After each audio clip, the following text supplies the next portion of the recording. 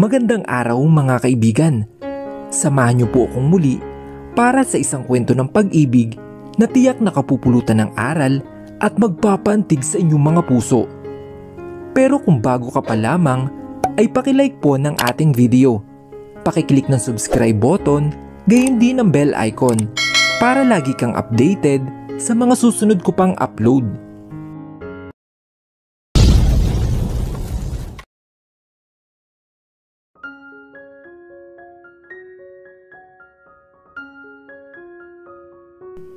Hindi muna ako pumunta sa harap at tinayaan na makumpleto sila. "Why are you still here, Mia?" Napalingon ako kay Gabriel nang bigla itong magtanong. Magpapakilala muna ako sa kanila para alam nila kung sino ako. Nakakahiya naman na dumiretso ako doon na hindi nila ako kilala. You have a point. Anyway, tumalikod ka muna. Napakunot doon naman ako dahil sa sinabi niya. Ha? Bakit naman? Hindi na ako nakaimik pa nang italikod niya ako at naramdaman ko malamig na bagay sa leeg ko. Nang silipin ko ito, hindi ito ang kwintas na minodel ko noon. Ibang klase ito at mas maganda. Nagtataka ako na lumingon sa kanya. Teka, hindi ito ang minodel ko na kwintas. Bakit itong pinasuot mo sa akin? Tanong ko sa kanya. Because you are my wife. Ikaw ang nararapat magsuot ng pinakamahalagang kwintas ng Montemayor family. Namilog ang mata ko. Anong ibig mong sabihin? Mia, kay mami ang kwintas na yan. Sa bawat henerasyon, kung sino ang panganay na anak, sa kanya binibigay ang kwintas. At ibibigay mo ito sa taong mahal mo at magiging asawa. Mahinahong paliwanag sa akin ni Gabriel. Hindi pa rin ako makapaniwala. Pero ang imomodel ko yung pampinali na alas ni Gabriel. Hindi ito kasama sa... Hindi ko natuloy ang sinasabi dahil nagsilta siyang ulit. Namodel mo ng alas na pang final. Nagbagong isip ko. Kaya ito na pinasuot ko sa'yo. Bagay na bagay sa'yo ang kwintas na ito. At ang shoot naman na ito ay para sa magazine. Aangal pa sana ako nang tinawag na ako ni Clark. Tumingin na lang ako kay Gabriel habang hawak ang kwintas. Tumango lang ito sa akin bago naupo sa gilid. Wala ako sa sarili habang naglalakad patungo sa unahan. Mahalaga sa kanila ang kwintas na to. Ano bang tumatakbo sa isip ng lalaking yun? Bakit ako ang pinagsuot niya? Dapat ibalik ko to. Isusot kong kwintas na para talaga sa trabaho ko. Tumigil ako sa paglalakad. Tama. Dapat yung pang-final na alas ang suot ko. Lalo na at pang-magazine ang shoot na to. Nagpabalik ako sa wisyo nang tawagin nito ako ni Clark. Lumingon ako kay Clark na ngayon napapakamot sa ulo. Bakit ka nakatayo lang dyan? Mag-start na tayo, Miss Sophia. Dahil sa sinabi ni Clark ay nakarinig ako ng singhapan at bulungan. Oh gosh, magpapakilala nga pala ako. Lumingon ako sa unahan at ngumiti kahit nakakahiya. Umayos ako ng tayo, handa na magpapakilala nang biglang may tumabi sa akin. Nang tingnan ko kung sino ay nagulat ako. Akala ko ba upo na siya? Bakit nandito siya sa tabi ko? Everyone listen. I would like to introduce to all of you. The woman beside me is Sophia. Mahabang sabi ni Gabriel. Ngumiti naman ako. Bakit inunahan niya ako? Siya si Miss Sophia. OMG! Nireveal na niya ang mukha niya at gosh, ang ganda. Sabi ko na, maganda talaga siya. Oh my gosh, ang ganda nga niya. Siya talaga si Miss Sophia? Wow! Finally, nagpakita na rin si Miss Sophia. Napakaganda niya. Ang swerte natin, nakita na natin ang tunay mukha ni Miss Sophia. Ngumiti ako sa lahat. Hi everyone! Ako nga pala si Sophia. Muli ako nakarinig ng tili at singhapan. Miss Sophia, pa-picture po kami mamaya. Idol! Nakakatuwa yung idol ko, nakita ko na. Sige, mamaya na kayo magsaya models. Magtrabaho na muna tayo. At kanina pa tayo sobrang late. Miss Sophia, pwesto ka na. Dude, umupo ka na nga. Tumango na ako kay Clark at pumunta na sa pwesto ko. Nang makapwesto na ako, ay narinig ko mahinang salita ni Nicole na nasa kabilang gilid ko lang. Attention seeker. Napatas ako ng kilay dahil sa binulong nito. Saka hindi ko napansin nang katabi ko pala ang babaeng ito. Sinabi sa amin ni Clark ang mga dapat gawin. Nangangalahati na kami na maramdaman ko ang pagsiksik sa akin ni Nicole. Binaliwala ko ito nung una hanggang sa pangalawang beses ay sinisi ko na ako nito. Lumingon ako sa kanya. Nakita ko nakangisi ito habang nakatingin sa harap.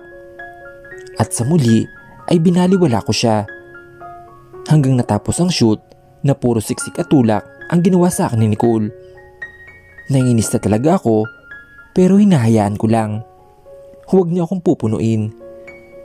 Papunta na ako kay Jean para ipalis ang hikap ko dahil practice na lang para sa fashion show ang gagawin namin. Malapit na ako sa pwesto ni Jean nang may tumulak sa akin. Dahil hindi ko inaasahan ang nangyari ay na-outbalance ako. Natumba ako at tumama ang siko at ulo ko sa isang matigas na bagay. Dahil sa impact ay napahawak ako sa ulo ko. Si Miss Sophia! Oh my gosh! Si Miss Sophia! Hala! Shit! Miss Sophia! Bes? Oh my gosh! Sorry. Hindi ko sinasadya. Na-outbalance din ako, kaya ako natulak siya. Sorry Miss Sophia. Boses palang nakilala ko na ay si Nicole ito. Tabi! Tumabi kayo! Naramdaman ko na may umawak sa balikat ko at sa aking kamay. Are you okay? Tanong ni Gabriel sa akin. Nahihilo ako kaya hindi ko siya matingnan. Nakahawak pa rin ako sa aking ulo. Nilingat lang ako saglit. Ano nangyari? Sigaw nito. Sir? Ano po si... Ako Gabriel. Na-outbalance ako kaya natulak ko siya. Nasa likod kasi ako ni Miss Sophia at hindi ko sinasadya. I'm sorry. Nag-angat ako ng tingin at tiningnan si Nicole at naiiyak ito habang nanginginig. Kahit nahihilo ay pinagmasdan ko siya at ramdam ko na sinadya niya ang nangyari sa akin. Kanina pa niya ako sinisiksik at kanina pa niya ako sinisiko. Damit Nicole, bakit hindi ka nag-iingat? Paano kung may nangyari kay Mia? Sa susunod ay mag-iingat ka. Galit na sabi ni Gabriel. Sorry, hindi ko talaga sinasadya. Mahinang sabi ni Nicole. Hindi na siya pinansin ni Gabriel at bumaling lang ito sa akin. Ang galit na mukha niya ay unti-unting huminahon. Anong nararamdaman mo? Let's go to my office. Tatawag ako ng doktor para i-check ka. Inalalayan niya akong tumayo. Hindi na kailangan ng doktor, Gabriel. Pahinga lang to. No. Kailangan ma-check ka ng doktor. Pero, no buts Mia. Magpapacheck up ka sa doktor. Nagulat ako nang buhatin ako ni Gabriel. Hey, put me down. Kaya ko naman maglakad eh. Ngunit hindi ako pinansin nito. Bumaling siya ng tingin kay Jenny. Jenny, ikaw nang bahala dito. Tumawag ka na rin ng doktor. Okay? Sige kuya. Sige na. Dalhin mo na si Best Office mo. Ako nang bahala dito. Tumango lang si Gabriel at nagsimula na maglakad palabas. Nang papalabas kami, ay napansin ko ang mga tao nagbubulong-bulungan. Sigurado ako na pinag-uusapan kami. Yumuko na lang ako at pumikit dahil biglang kumirot ang ulo ko. Alright. Tapos na ang palabas. Bumalik na kayo sa trabaho nyo. Utos ni Jenny sa kanyang mga tao. Kinuha nito ang cellphone para tawagan ang doktor nila. Habang kausap ang doktor, ay napansin niya sa kabilang side si Nicole habang kausap ang isang model. Nagtatawanan ng mga ito. Biglang kumulo ang dugo niya dahil pakiramdam niya ay sinadya ng babaeng ito ang nangyari. Tinapos ito ang tawag at dahan-dahan naglakad patungong kila Nicole. Oh my gosh girl, hindi ko akalain na magaling ka pa rin palang umarte no? Napaniwala mo Sir Gabriel na na-outbalance ka lang, pero ang totoo ay sinadya mo talaga. Maniniwala at maniniwala sa si Gabriel, ako pa ba? Kahit ex niya ako, alam ko may nararamdaman pa rin siya sa akin. Tingnan mo nga, nakapasok agad ako dito. Pumayag siya agad. Nainis lang kasi ako sa Sophia na yon. Attention seeker. Nagingitin sa galit si Jenny dahil sa kanya narinig. Tama nga siya. Sinadya nga ng babaeng ito ang nangyari at may kasabwat pa.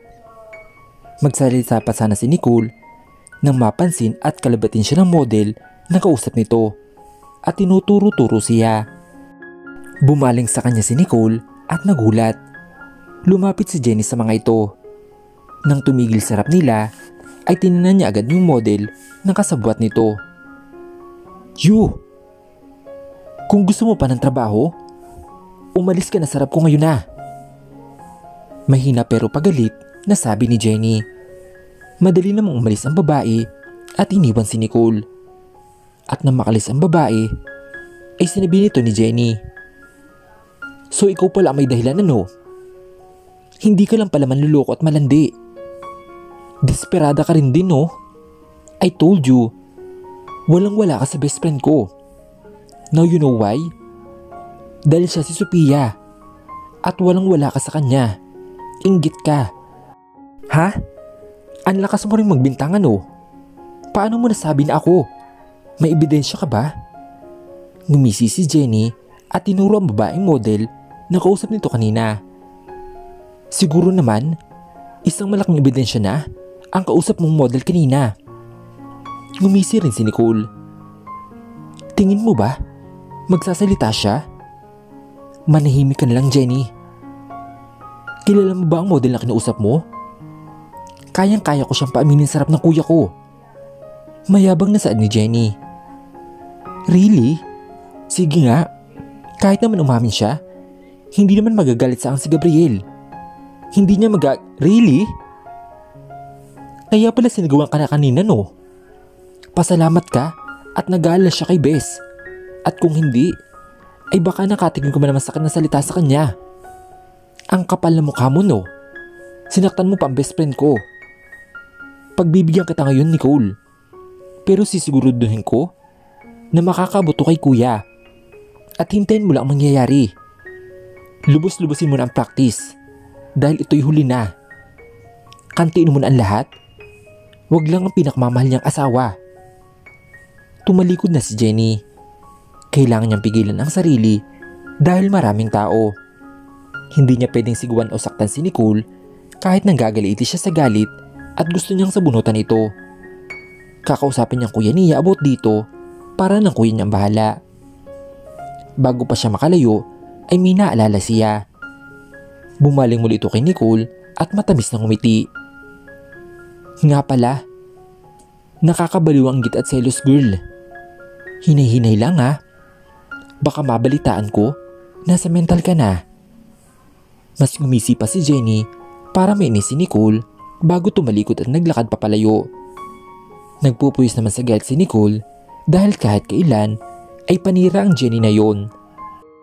Makakabawi din ako sa iyong babae ka. Makakabawi din ako sa inyo ng kaibigan mo. At makukuha ko ulit si Gabriel.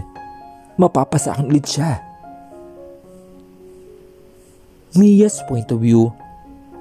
Tahimik lang ako habang nakaupo sa single sofa sa office ni Gabriel. Kanina ko pa siya sinasabihan na hindi na kailangan doktor dahil hindi naman malala nangyari sa akin. Kaso nagmamatigas siya dahil nasakit na ng ulo ko at hindi nakipagtalo. Hindi ako akalain na may stress ako ng ganito. Hindi pa natatapos ang araw na ito ay ang dami-dami na nangyari. At ang Nicole na yun, pinaglagpas ko na siya sa unang ginawa niya sa akin. Pero talagang hindi tumigil at mas malala pa ang ginawa niya. Pinupuno talaga ako ng babaeng yun. Humanda siya sa akin. Hintayin niya kung paano ako gumanti. Sa totoo lang, ay hindi na dapat ganito. Hahayaan ko lang siya. Yung ginawa sa ang pagsikot paniksik ay babaliwalain ko na lang sana dahil alam ko naman ang dahilan kung bakit niya ginagawa yun. Dahil ako mas pililing model kaysa sa kanya. Hindi niya siguro matanggap na tinanggihan siya at napunta siya isang mababang model o kung hindi naman ay dahil kay Gabriel. Dahil asawa ko ng ex niya. Napabuntokin nilang ako bago sinandal ang sarili sa upuan. Nasa gunong ayos ako nang bumukas ang pinto. Napatingin ako doon at nakitang pumasok si Jenny at yung kasamang doktor. Sakto namang labas ni Gabriel galing CR kaya umayos na ako ng upo. Kuya, nandito na si Doc. Bungad ni Jenny kay Gabriel. Tumango si Gabriel bago nagtungo sa pwesto ko. Sumunod naman si Jenny at ang doktor. Akala ko ay didiretso si Gabriel sa kabilang upuan, kaso nagulat ako nang umupo ito sa gilid ng upuan ko. Tiningnan ko siya kaso nakatingin sa doktor. Ano bang mapaglilingkod ko, Mr. Montemayor? Tanong ni Doc habang nakatayo pa rin. Lumingon sa akin si Gabriel at nagkatitigan kaming dalawa. Seryoso ito. Halatang hindi talaga nagustuhan ang nangyari sa akin. Bago marangin hawakan ng ulo ko na nauntog kanina. Ewan ko, pero para sa akin, ang sweet ng gesture niya, ang sarap sa pakiramdam. Tumama ang ulo ng asawa ko sa upuan at malakas ang pagkakauntog. Gusto mong tingnan mong maigi ang ulo niya, kung kailangan bang i-CT scan? Pati yung siko niya ay tumama rin. Seryosong sabi ni Gabriel. Sa boses nito ay halatang boss na boss. Nakakapanibago. Parang dati galit at sinasaktan lang ako noon ni Gabriel, pero ngayon ay kung mag-alala siya ay sobra. Lumapit na sa akin ng doktor at tinina ng ulo ko. Iha, masakit pa ba? May nakapa akong bukol, pero hindi naman tumalala. Dok, kanina po ay sumakit lang ang ulo ko. Siguro dahil sa impact. Pero ngayon ay konting sakit na lang at medyo nahihilo ako. Tumango-tungo ang doktor at tiningnan ng siko ko. Okay naman to, Iha. Hindi malala. Ang delikado, yung hindi nagkabukol dahil baka nasa loob ang problema. Yun ang kailangang ipa-check up para sa CT scan. Pero nakikita ko naman na okay naman ang nangyari sa'yo. Inom ka lang ng ibibigay kong gamot. Salamat po, Dok. Okay naman po talaga ako. Kaso, ito po kasi si Gabriel talaga. Nabitin ang sinasabi ko nang sumingit si Gabriel. Are you sure, Doc, na hindi na kailangan ipasitis ka ng ulo ng asawa ko? Hindi ba delikado yun dahil nauntog siya? Baka may namundugo or what sa ulo niya. Napamuntuhin nga ako dahil hindi pa din tumitigil ang lalaking ito. Wala atang tiwala sa doktor. Tsaka, kanina ko pang nahalata ang pagsasabi niya ng asawa. Nakita ko napangiti ang doktor at tinapik ang balikat ni Gabriel. Alam ko nararamdaman mo, Mr. Gabriel. Alam ko nag-aalala lang sa asawa mo. Pero maniwala ka sa akin. Ayos ang kalagayan niya. Basta, ipainom mo ang gamot na ibibigay ko at wala na magiging problema. Bumuntong hininga si Gabriel bago ako nilingon nito. Are you sure, wife? Na ayos ka lang? Halata sa boses nito ang pag-alala.